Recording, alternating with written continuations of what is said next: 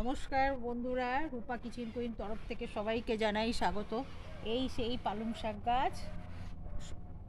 আজকে এই পালং শাকই রান্না হবে।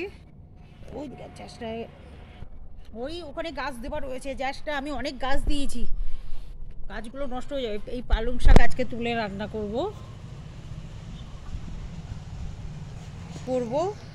দেখুন বন্ধুরা, আগে তো গাছ দেখিয়েছিলাম, এখন গাছগুলো কত সুন্দর হয়েছে। দেখুন ধনে পাতা আজকে উঠিয়ে নিয়ে গেছি, ওটা দেখাতে পারিনি। মূলো গাছগুলো দেখো, মূলো হয়েছে কত, দেখো কত সুন্দর কপি হয়েছে। দেখো কালকে করব, এই কপি দিয়ে হবে ট্যাংরা মাছ, দারুণ খেতে লাগবে। বাঁধাকপিগুলো এখন ছোট, এখন হয়েছে বড়। এই যে এই কপিটা বড় হয়েছে বন্ধুরা, দেখতে পাচ্ছ, এইটা বড় হয়েছে। এখনো সেরকম বড় কিছু হয়নি। আর এই যে দেখো কত সুন্দর লাগছে না ফুলকপি, দেখো দেখতে সুন্দর লাগছে।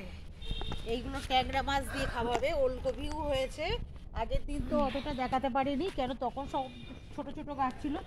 আজ এই মূলো হয়েছে বড় বড়, তুলবো। শাশুড়ি মা বলছিল শুক্তো খাবো মূলো দিয়ে। হ্যাঁ, মূলোটা বললাম শাশুড়ি মাকে কালকে করে দেব। আমার কাকিমা শাশুড়ি বলছিল, বৌমা কালকে ভালো করে ধনে পাতা বেটে দেবে, ধনে পাতা দিয়ে একটা তরকারি করতে হবে টমেটো দিয়ে। বললাম কাকিমাকে কালকে করে দেব। আর ফুলকপি দিয়ে ট্যাংরা মাছ হবে। দেখুন এই আমার সবজি বাগান, পেঁয়াজের কালি। ভালো লাগছে বন্ধুরা, খুব খাটতে হয় বন্ধুরা, কষ্ট করতে হয়। কষ্ট না করলে হবে? জৈব সার দিয়ে করা। দেখুন পেঁয়াজের কালিগুলো কি সুন্দর লাগছে না বন্ধুরা, খুব সুন্দর। ওই লাউ গাছ, লাউ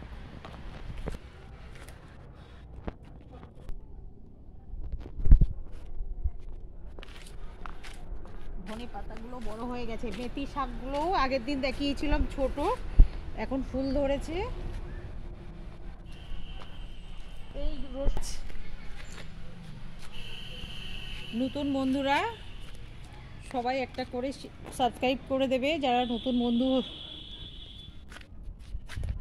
দেখলে হবে না, তার সাথে লাইক, সাবস্ক্রাইব, কমেন্ট, শেয়ার